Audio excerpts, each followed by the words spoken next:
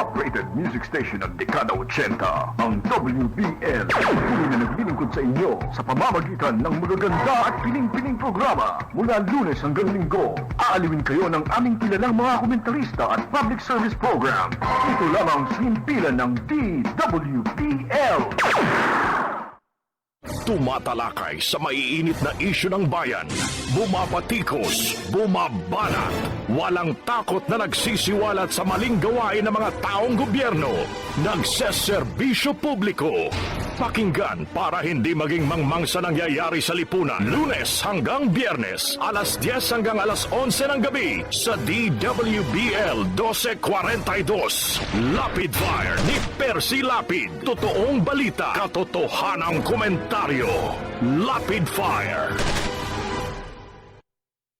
Magandang umaga. Congratulations. Tagahanga mo kami. Hindi mo lang nakuha. Matagal na kami nakikinig sa'yo. Kasi magandang programa mo. Bukod sa mayroong tinatalakay na tama sa bayan, mayroong humor. At saka bilib ako sa'yo. Kasi minsan parang nagagalit yung babae sa'yo. Pero hindi mo pinatulang, cool ka lang. Ang ganda ka. Tira mo ka ako yung si Percy ka. Magaling talaga. Talagang kaka ko. Maganda ka makiharap sa tao. Congratulations. Babati lang ako sa'yo at more power. Keep it up.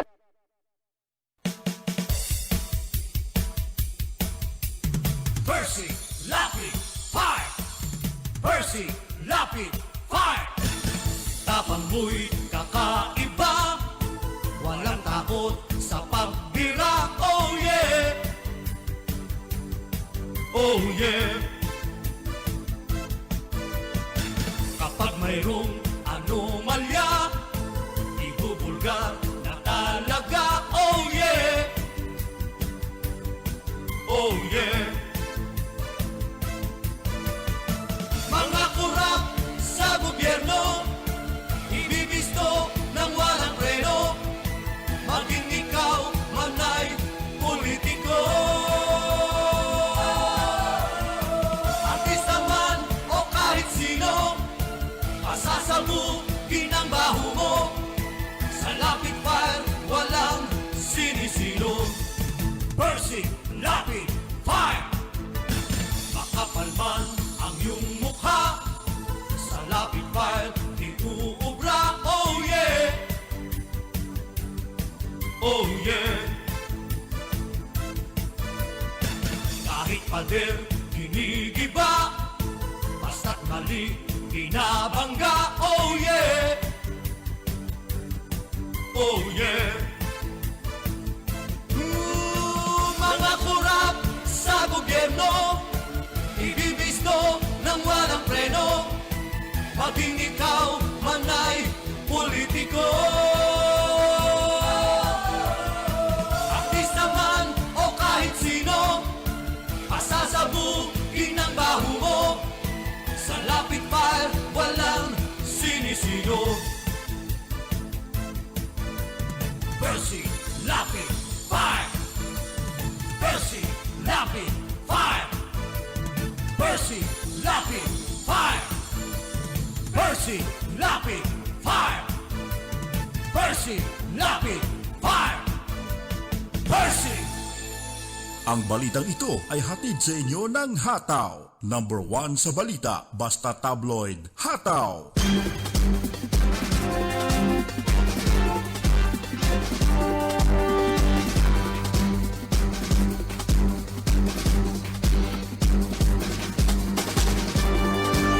Sika Percy Lapid, bumabanat. Lapid Fire.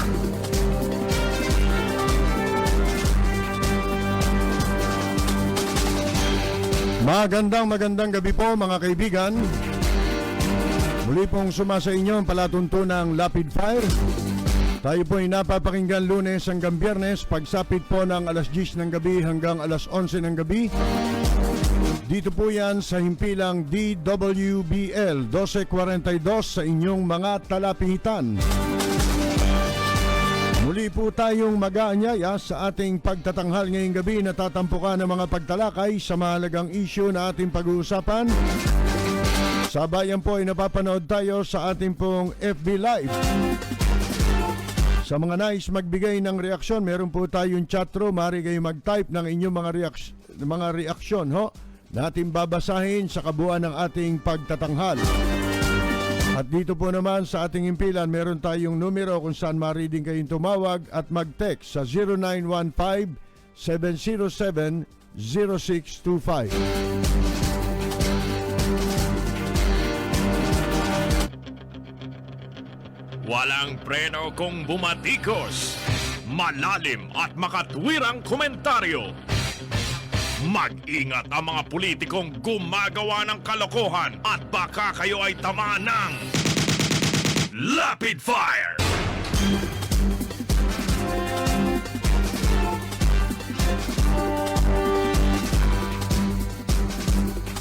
Si Digong nyo po sa wakas mga kaibigan ay nagdeklara na ng state of calamity sa 6 na rehiyon na sinalanta ng bagyong Odette. Sa wakas ano po, ang daming patumpik-tumpik eh. Samantala, si Vice President Leni Robredo ay tumigil muna sa pananalita patungkol po sa mga may kaugnayan sa politika sa kanyang pagbisita po dun sa mga nasalanta ng bagyo. Ang sabi niya, hindi ako nagpunta rito para sa politika.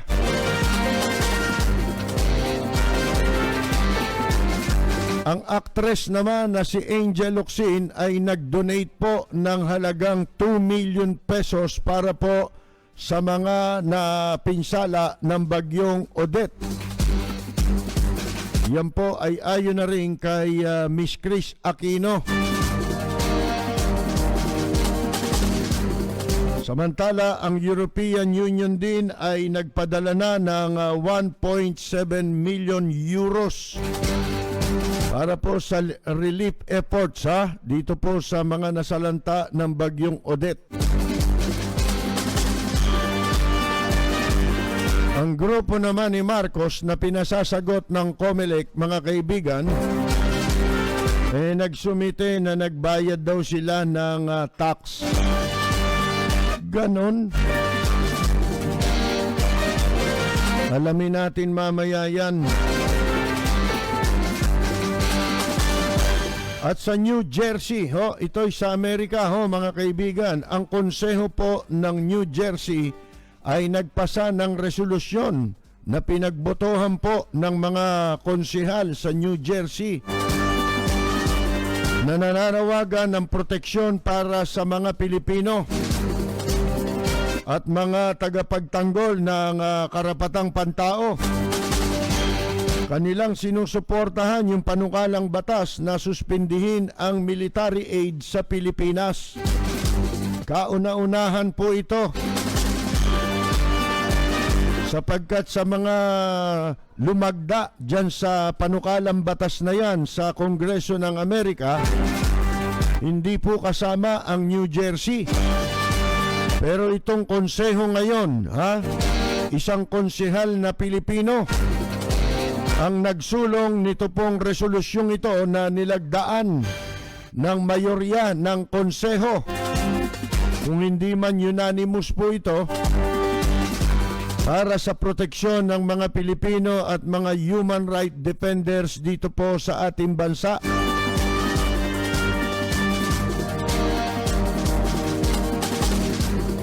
Ilan po yan sa mga pag-uusapan natin ngayong gabi, mga kaibigan. Ano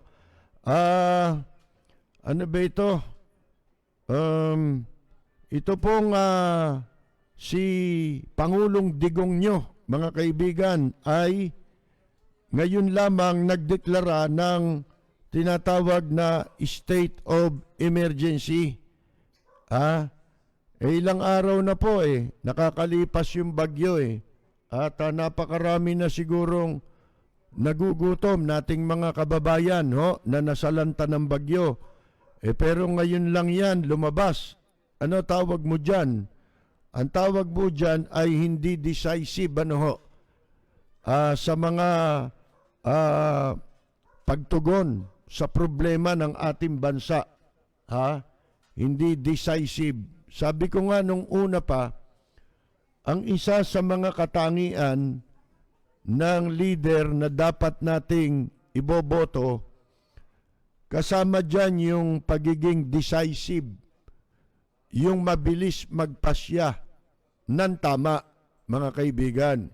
Hindi yung pasya katulad nito, ang mabilis lang ito sa bunganga, yung kapag yung merong gustong murahin, at pag nasasaling ang mga katiwalian nila sa administrasyon, mga kaibigan, dyan mabilis. Pero sa tunay na problema ng ating bansa, napakabagal. Anong petsa na po tayo ngayon? Miyerkules na po eh. Samantalang, yun ang malaking pagkakaiba ni Vice President Leni Robredo sa kanya at doon sa kanyang mga Manchurian candidates. Ano po, mga kaibigan? Kaya lamang naman na nagkukunwariya na dumidistansya kay Bongbong Marcos. Kunyari lang yan. Para pag inutosan nila yung COMELEC na dayain ang eleksyon, mga kaibigan, ay hindi sila kunyari pagbibintangan na inimpluwensyahan nila para babuyin ang eleksyon natin. Kasi kunyari, ayaw niya kay Bongbong Marcos. Yan ang totoo niyan, mga kaibigan. Ngayon, wala tayong nakitang kasing decisive ni Vice President Leni Robredo sa pagtugon sa kalamidad, lalo na dito sa bagyong si Odette, super typhoon, mga kaibigan. Sapagkat si Vice President Leni Robredo, Huwebes pa lang, araw pa lamang ng Huwebes, ay hindi na po tumitigil sa pangungumusta, pakikipag-ugnayan sa mga local officials na nakatakdang tamaan ng bagyo. Hindi pa nga dumadating yung bagyo, kaya ganun na lamang ang kalaki ang paghanga sa kanya na sinambit nitong si Iloilo City Mayor Jerry Treñas, mga kaibigan, sapagkat from time to time ay nakatatanggap siya ng text at tawag mula kay Vice President Leni Robredo, pati na rin doon sa ibang LGU, mga kaibigan.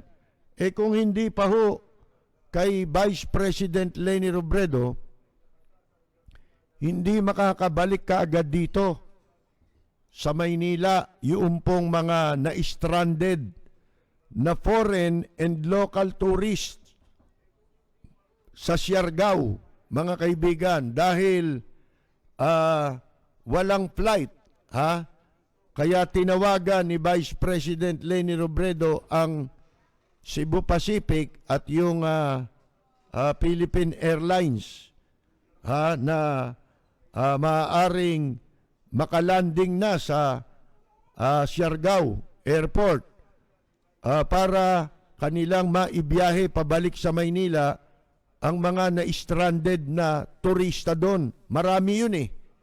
Kung hindi dahil doon, di ba dapat yun ay trabaho ng Office of the President at ng mga agencies sa ilalim ng executive, ilalim ng Office of the ng Presidente. Ang gumanap nung tungkulin kung hindi pa ho nakapag-report, kasi sa kanyang pag-ikot, siya na rin ang nakapagpapahatid ng mga situationer, mga kaibigan, sa mga lugar na kanyang dinalaw. Tapos anong petsa na ngayon? Miyerkules, at saka lamang po lumagda sa isang order itong si Digongyo na ideklara ang state of calamity. Gayong sangkaterba na po, mga kaibigan, ang alam nating nagugutom, walang masilungang bahay doon po sa mga dinaanan ng bagyo, lalo na yung hardest hit na mga lugar katulad ng Siargao. Meron pa lumalabas ngayon sa Misamis, mga kaibigan, mas malaki pala o pinakamalaki yata ang naging pinsala ng bagyo, mga kaibigan. So, yun po, kaya dapat sa pagpili mo ng iboboto ng isang public official, kasama dyan sa criteria na iyong ikukonsidera o ng mga botante na pagbabatayan sa pagpili ng iboboto nyo, kailangan decisive, mabilis mag-isip, mabilis kumilos, hindi sa salita, sa gawa, mga kaibigan. Ano ho? Ito nga, tignan ninyo yung kapatid ni Tumbong Marcos, mga kaibigan. Yung ate niya, na habang ang daming nagugutom nating mga kababayan, ito po ang ginagawa nila. Panoorin ninyo.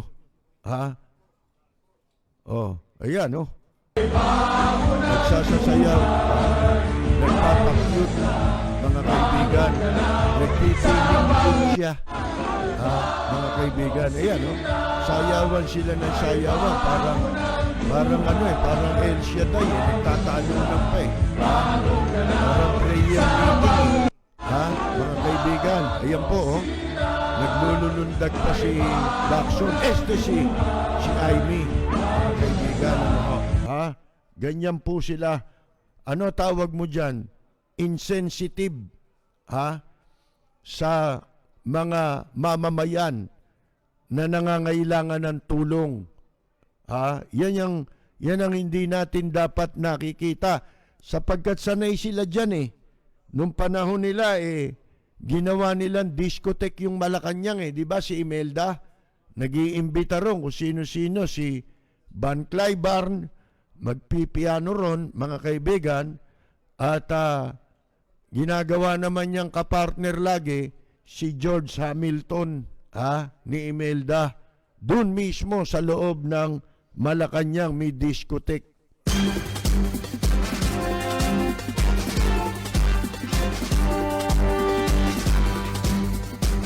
Samantala, si Vice President Leni Robredo naman ay nilinaw niya na ang politika ay hindi yun ang dahilan kung bakit siya bumisita sa mga probinsya na tinamaan ng bagyong Odette. At kanyang ipinaliwanag na ang kailangan ng bansa ngayon ay yung pagsasama-samang tulong o pagsisikap, sama-samang pagsisikap para tumulong sa mga biktima ng kalamidad. Ayon kay Vice President Leni Robredo, sa isang relief operations na kanilang isinagawa sa Himamaylan City sa Negros Occidental, pagkatapos siyang tanungin, ito'y nabanggit na natin kahagabi ito Itong mga reporter, mga kaibigan, di natin alam kung pinabili ng suka ito Sipin mo, tanungin ng isang reporter kung si Governor Eugenio Bong Lacson ay nagpahayag na ba ng suporta para sa kanyang pagtakbo sa 2022. Ang sagot ni Vice President Leni Robredo, hindi po politika yung aking sadya ngayon. Hindi po namin pinag-usapan nila Governor, nila Mayor, Vice Mayor, kung ano yung susuportahan during the election. Yan ang sabi ni Vice President Robredo. Yung pinakasadya ko lang po talaga, mapaabot yung tulong. Nagpapasalamat po ako na sinamahan tayo ni Governor. Ngayon, sinamahan tayo ni Mayor. Alam naman po natin na pagpanahon ng sakuna, hindi dapat tinitingnan kung ano yung kulay ng politika. Hindi na kasalanan ni Vice President Leni Robredo kung yung natural calamity ay napataon sa panahon na meron tayong pinaghahandaang eleksyon. Kasalanan niya ba yon? Bakit? Sa panahon ba na walang eleksyon, mga kaibigan, hindi ba ito ginawa ni Vice President Leni Robredo? Ginawa eh. Marami ng bagyo at sakuna, kalamidad ang dumaan dito simula nung siya ay maging vice presidente. Mag-aanim na taon na, mga kaibigan. Lagi naman ganyan ang ginagawa niya eh. Kaya lang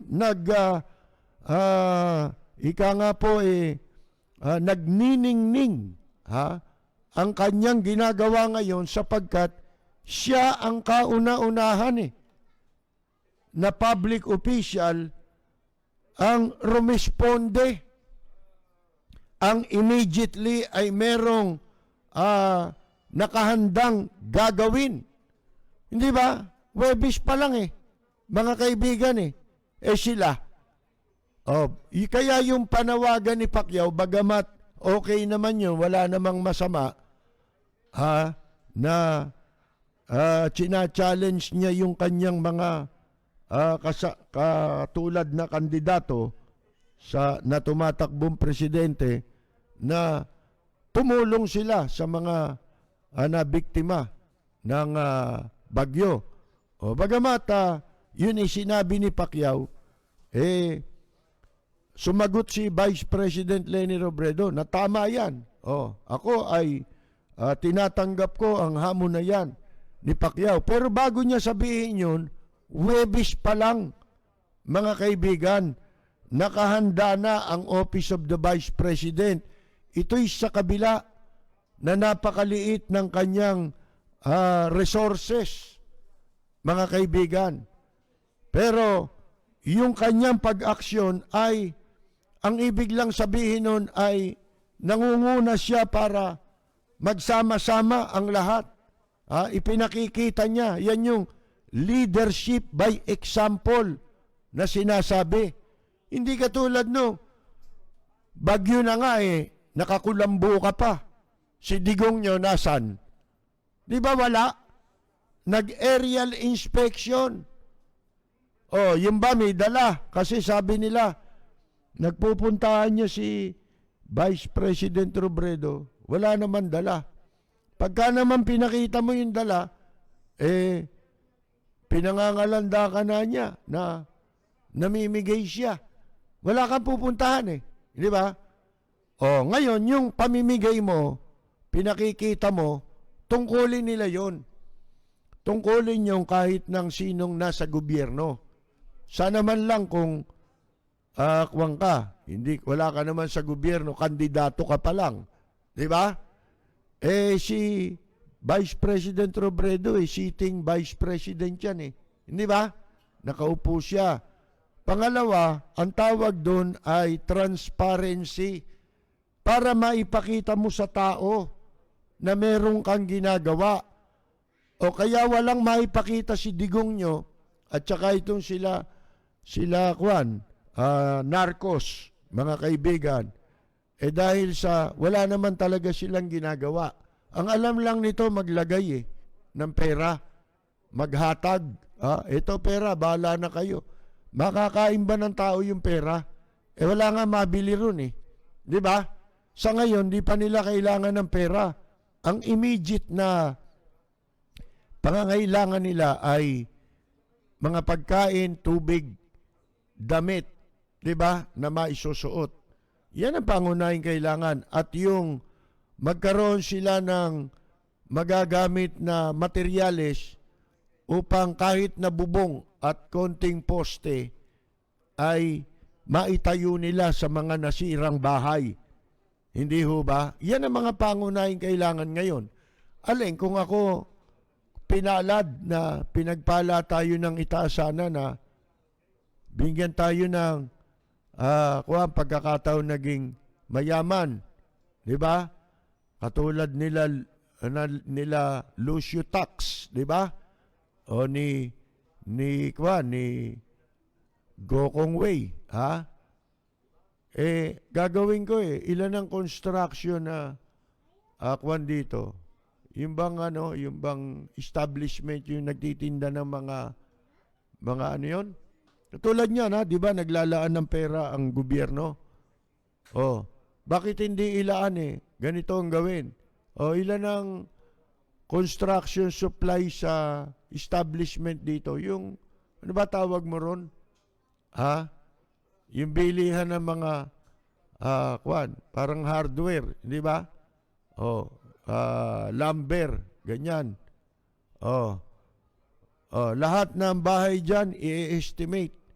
Oh, dyan namin kukunin sa inyo at meron na kaming budget na nakalaan. Hindi ba? Merong magsusupervise. Walang ganun eh.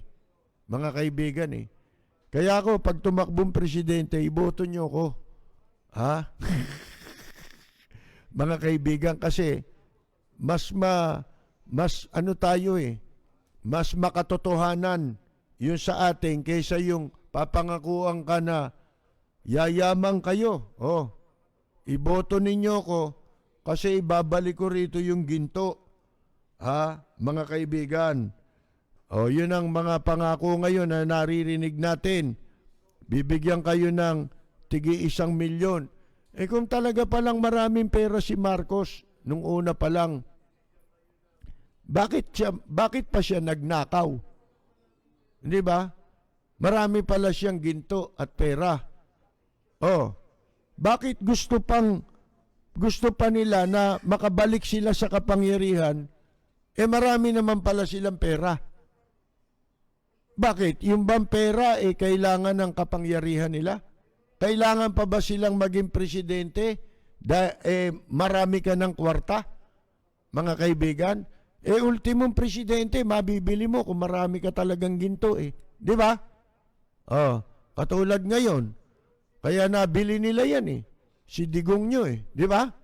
Kaya si Digong nyo, tinanggal si Sereno Bakit? Kasi si Sereno ang sumulat ng desisyon, mga kaibigan, sa conviction with finality ng kaso ng mga Marcos.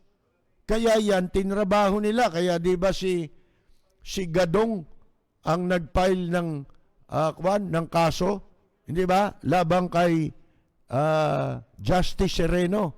Yan ang talagang dahilan, mga kaibigan. Ganun sila kalakas kay Digong nyo. Tapos sasabihin nyo ngayon magkaaway kayo. Hindi totoo yan.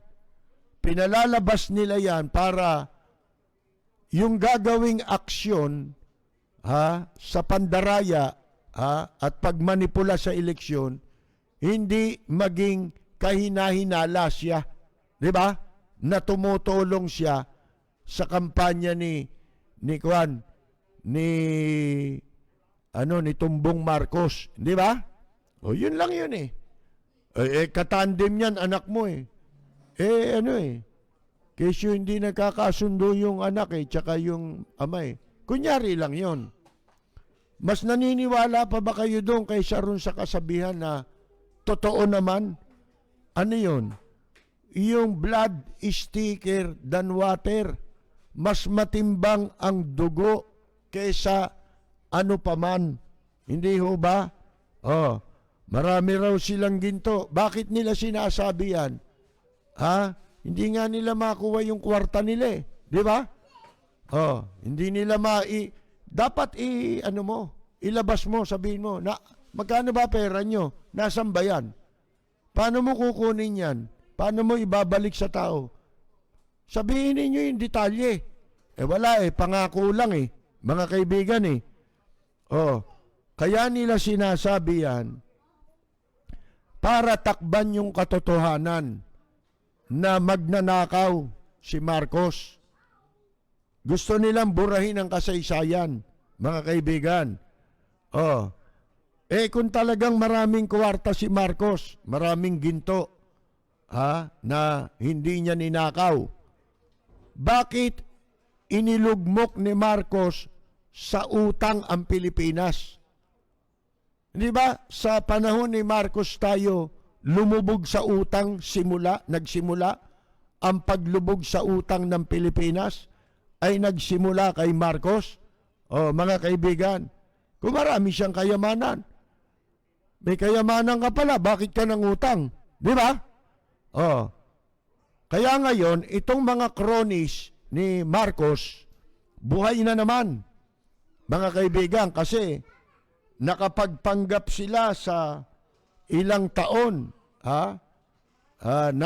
nakisama kunyari sa mga kung sino na nanalo sa gobyerno.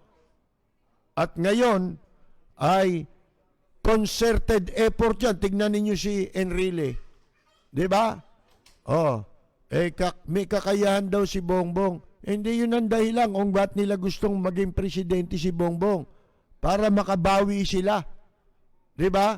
Sa mga nawala sa kanila. Mga kaibigan, natatandaan ko pa nga eh. Ito, di ko makakalimutang isang sinabi ni Aimee Marcos eh. Nung sila mapatalsik na eh. Ano sabi ni Aimee Marcos noon?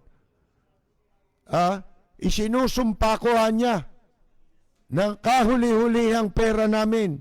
Gagamitin ko labang kay Enrile. Mga kaibigan, para pagigantihan si Enrile. O ngayon, mga kaibigan, tsaka naniniwala kayo sa mga kwento, naku, parang kay Erap yan eh. Kaya tayo dapat ang pangalan ng bansa natin Republika ng mga walang kadala-dala. Bakit ho? Akalain mo si Erap nahatulan na sa pandarambong. Mga kaibigan, pagkatapos kumandidato, ibinoto pang mayor sa Maynila. Natatawa lang ako, noong isang araw, may nagpadala sa atin ng isang reference o CP galing sa isang malaking pahayagan. Sinasabi nila yung binabanggit doon 3 tao na nagkaroon ng protesta. Kasi ito si Tumbong Marcos may protesta ngayon, di ba? Laban sa kanya na hindi na siya pwedeng makatakbo. Ngayon, sinama ron si Grace po. Nalimutan ko yung isa pero pagkatapos ng protesta, natalo. Mga kaibigan. Pagdating kay Erap, sinasabi nila, nanalo rin si Erap sa kaso. Pero natalo rin nung tumakbong presidente noong 2010. Ito malaking pahayagan nito Hindi ko alam kung sinasadya nilang i-revise ang history o hindi sila nagre-research. Bakit? Si Erap po, nung tumakbong presidente, 2010, ang kalaban nila si Pinoy. Si Presidente Noynoy Aquino. Ngayon, meron hong nag-file ng protesta kay Erap. Dahil siya, kamukha nitong kay Bongbong Marcos, merong naging hatol. At sa batas po, pag ikaw ay nahatulan ng kasong may kinalaman sa tinatawag na moral turpitude, habang buhay ka na, automatic. Ang tawag doon ay accessory penalty na mamaya ay babanggitin natin dito sa kaso ni Tumbong Marcos, mga kaibigan. Accessory penalty na perpetual disqualification. Tinatanggalan ka ng civil and political rights. Hindi ka na maaring iboto at hindi ka na rin makakaboto. Ngayon, ang sabi doon nanalo pero natalo. Maliho yun mga kaibigan. Alam nyo kung bakit? Yung kaso ng protesta labang kay Erap noong 2010 na siya'y tumakbong presidente, hindi dinisisyonan yun ng Korte Suprema. Naglabas lamang ng desisyon ang Korte Suprema after 2010 election. hindi nila dinesisyonan before election. Kaya yan, importante yan dahil sa kasong ito ngayon ni Tumbong Marcos. Dapat alam ninyo yan. Di ba? Kasi baka yan ay gamitin din dito.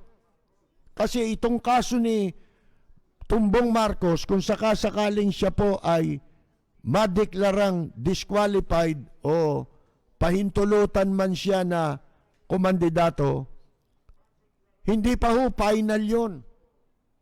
Sigurado, manalo man siya sa kaso, itatakbo pa rin ito sa Korte Suprema. Idudulog pa rin ito para hingin ang opinyon ng Korte Suprema kung tama ang desisyon ng Commission on Election sa kaso ngayon ni Bongbong Marcos. Matalo siya at manalo, halimbawa natalo siya, siya ang mag-aapila ngayon, di ba? Sa Korte Suprema para questionin yung desisyon ng COMELEC. Kung siya naman ay manalo, yung naghain ng petisyon, pwedeng dumulog sa Korte Suprema para questionin din ang desisyon ng COMELEC. Ang mali sa inilabas ng pahayagan, itong kaso ni Erap Estrada, hindi dinesisyonan bago ang 2010 elections. Ang ginawa ng Korte Suprema, inipit. At inilabas nila yon, tapos na ang eleksyon.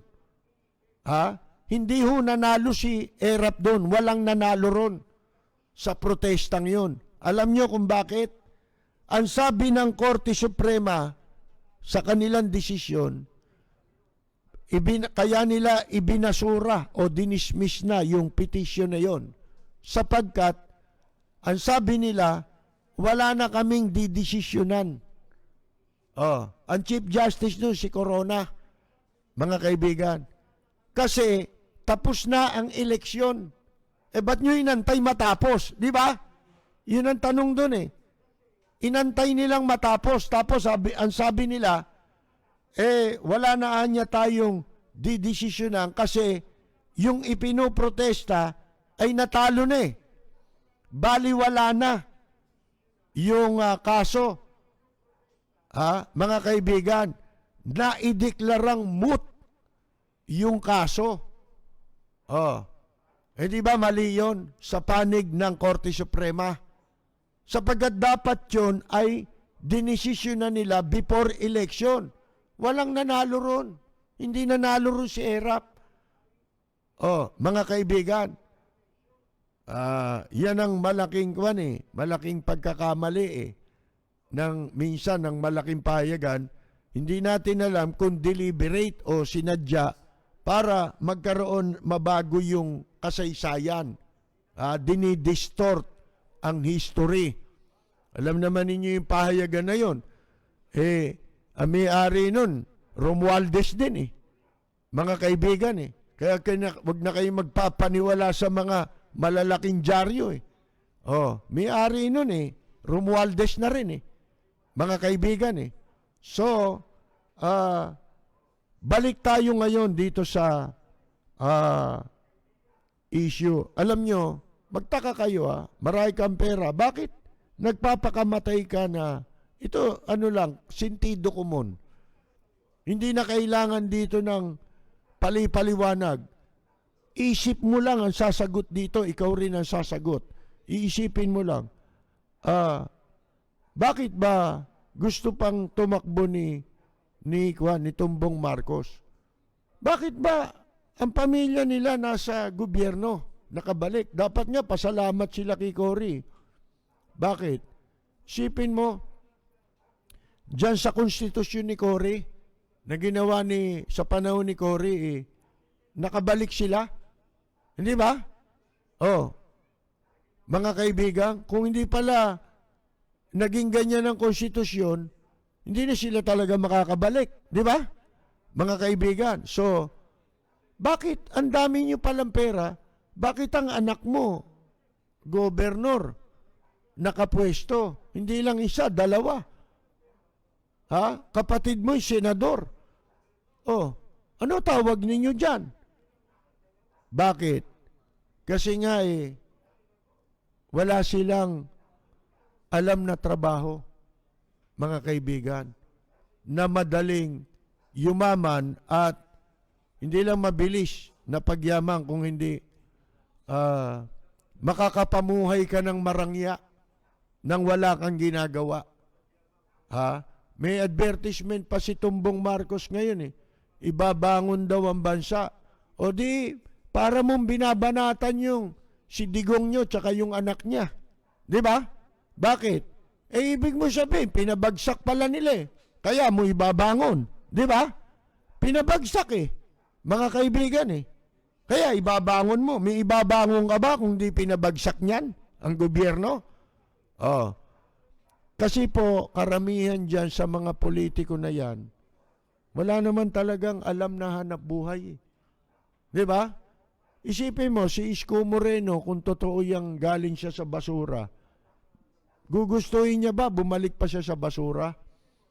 Hindi na. Bakit?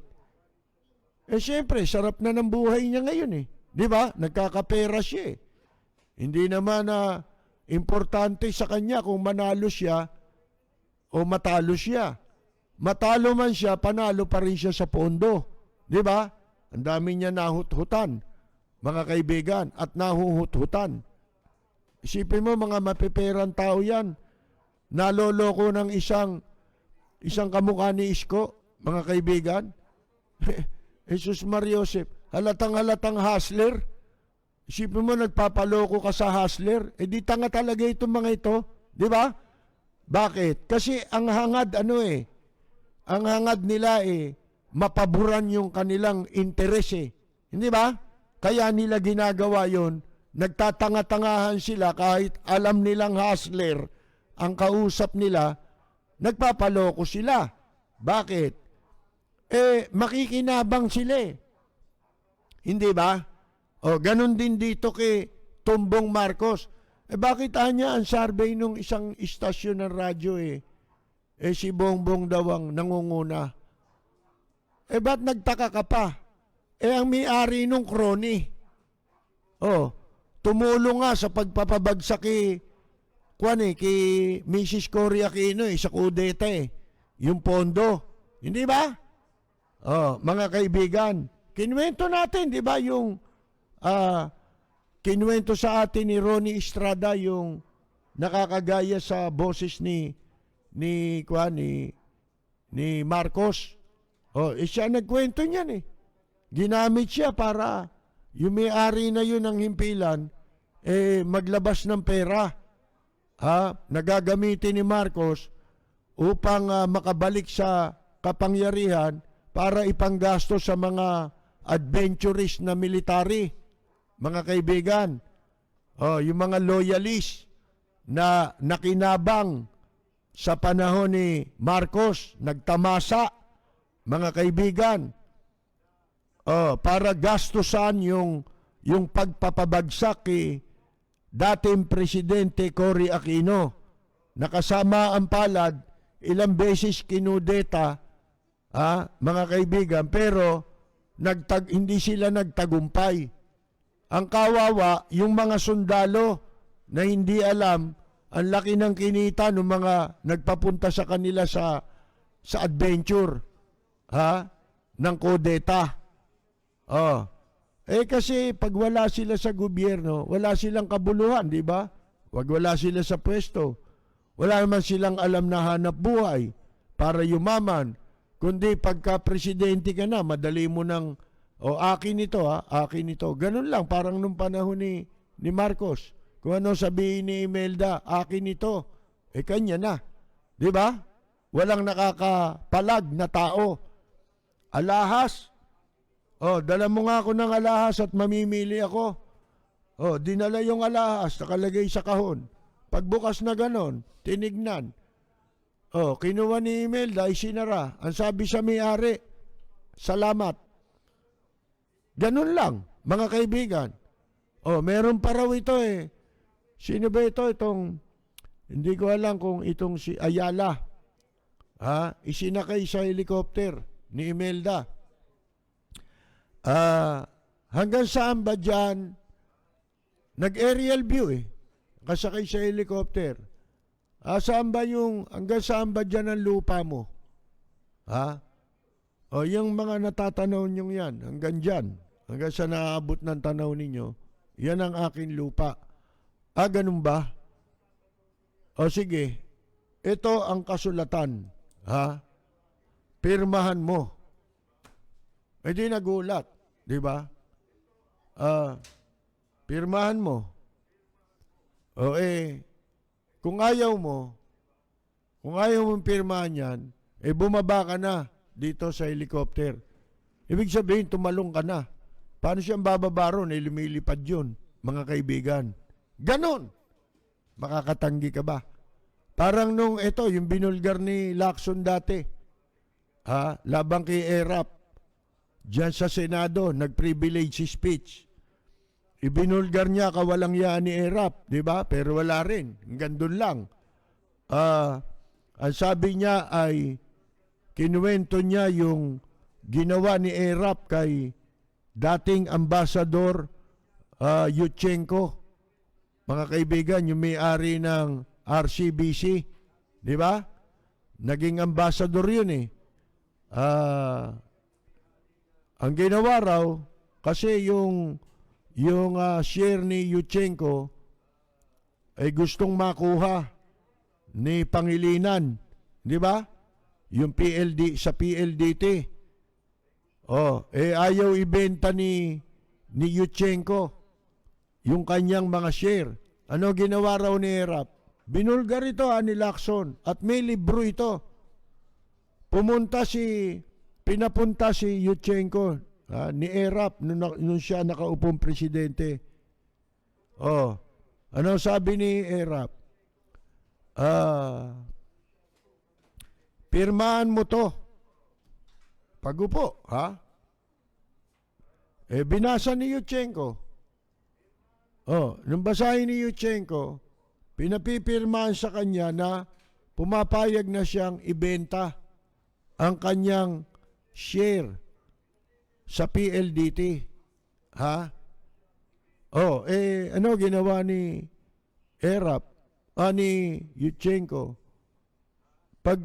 Pagkabasa niya, itinaas niya ulo niya. Alam niyo ba ang tumambad kay Yushchenko? Mga mahahabang baril. Nakakamukha pa raw nung mga baril ng Hapon Nung panahon ng Hapon, yung may bayoneta sa dulo. Nakatutok lahat sa kanya ang baril. Naliligid na pala siya ng mga armado. Hindi niya alam. Mga kaibigan. Kaya, ano ginawa? Pinirmahan. At hindi na binayaran. Siguro yung ibinayad, hindi na binigay ni Erap kay Yushchenko. Mga kaibigan, kaya na-control ni Pangilinan yung PLDT. Pero later on, nagkaroon ng desisyon ng Korte Suprema na labag ang pagkakamay-ari ni Pangilinan sa PLDT sapagkat napatunayan sa desisyon ng COMELEC ng Supreme Court na yung kanyang puhunan ay pera ng dayuhan at lumalabas na siya ay dami lang. Ito yung constitutional provision mga kaibigan na ang dayuhan ay hindi pwedeng magmay-ari o hindi maaaring mamuhunan sa mga may kinalaman sa communication, mga kaibigan. Ang PLDT, telecommunication yan Hindi ba? Kaya, nung makuha ni Pangilinan yung share ni Yushchenko na ayaw ibenta, naging controlling na. Kaya itong si Tony Boy Cojanco ay ibinenta na yung kanyang share dahil ano na lang siya, minority na lang siya. Ha?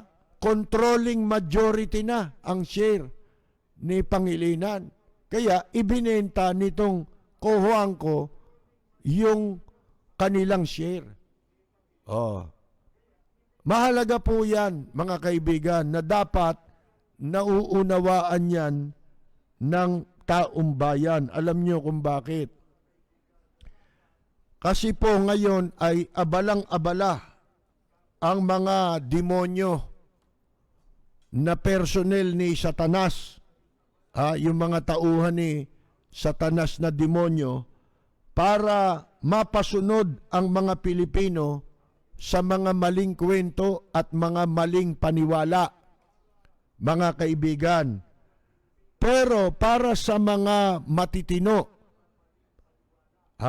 na mamamayan, meron kayong dapat na maintindihan na nasusulat sa Biblia.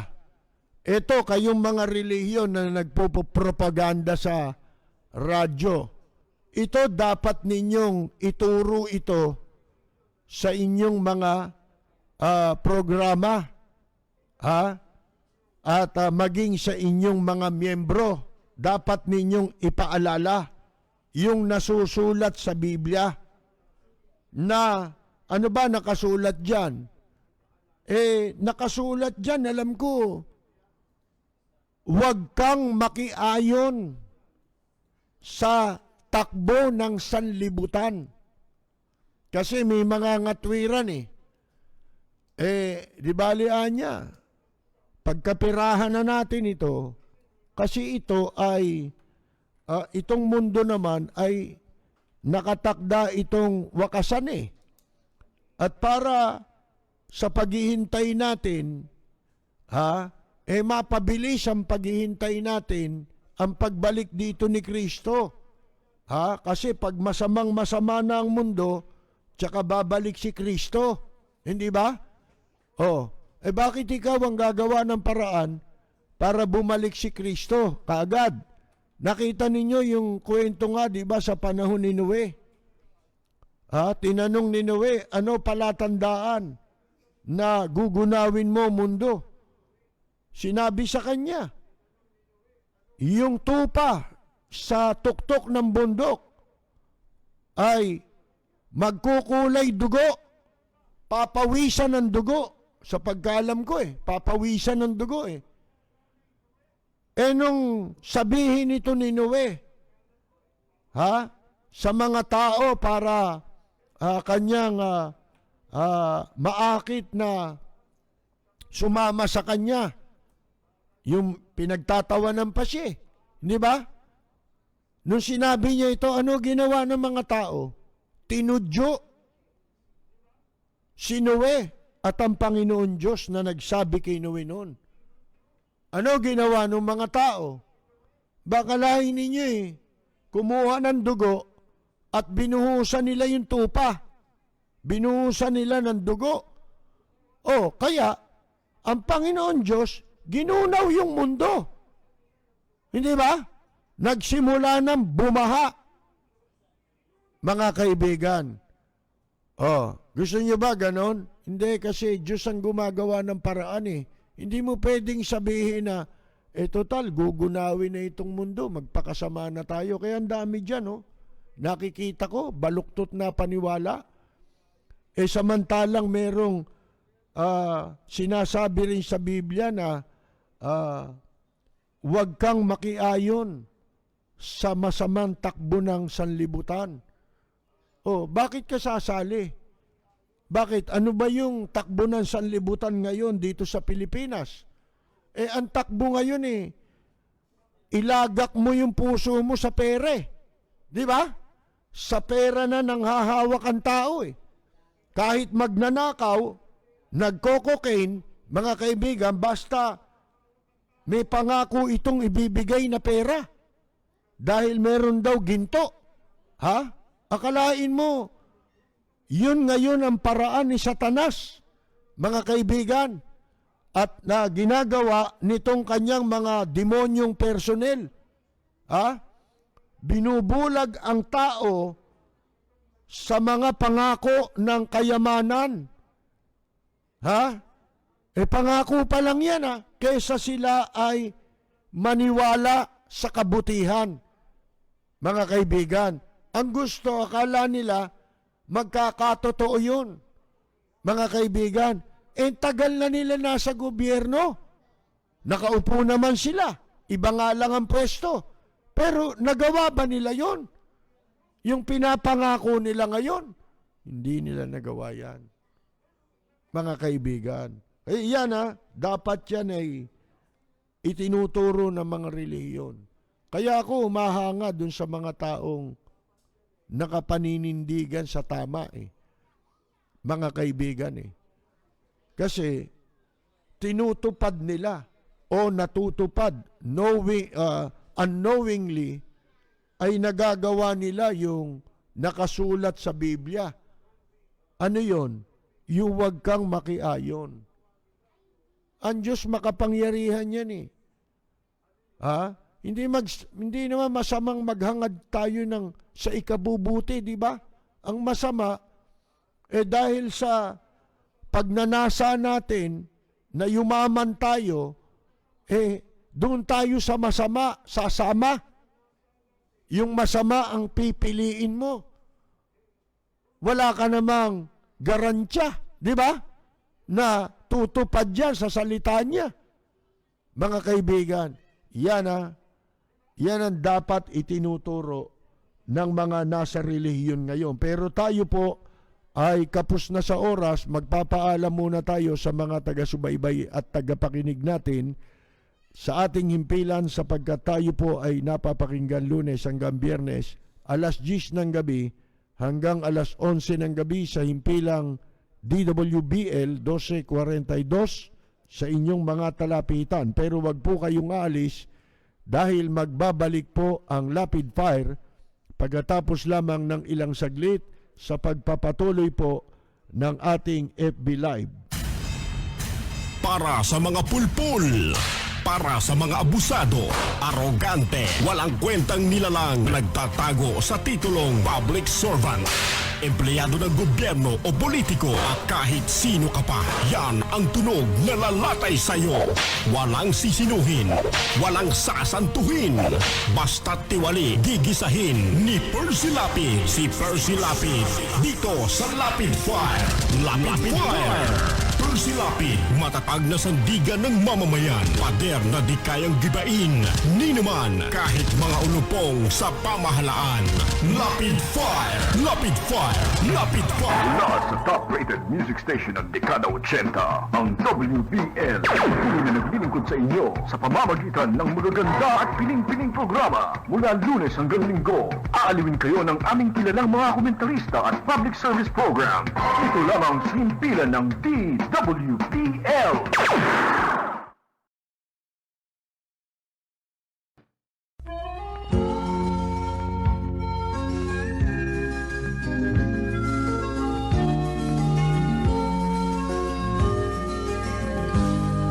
Sa bayan ko ay isa ang lahi, dito'y wala ang pagkukunwari. Hindi padadaig, sadyang kilala sa daigdig, may pagkakaisa sa bawat nais. Ang bayan ko'y punong-puno ng yaman, bakit ito'y kailangan pang iwanan? Hindi nga ba't anong sarap mabuhay ng buong ganap? Sa bayan mo, sumapit man yaong wakas. Dito sa bayan ko, lahat kami pantay-pantay. Walang nang aapit, ang pag-ibig ay tunay. Dito sa bayan ko, dito'y makikilala mo ang isang kaibigang nagmamahal sa'yo.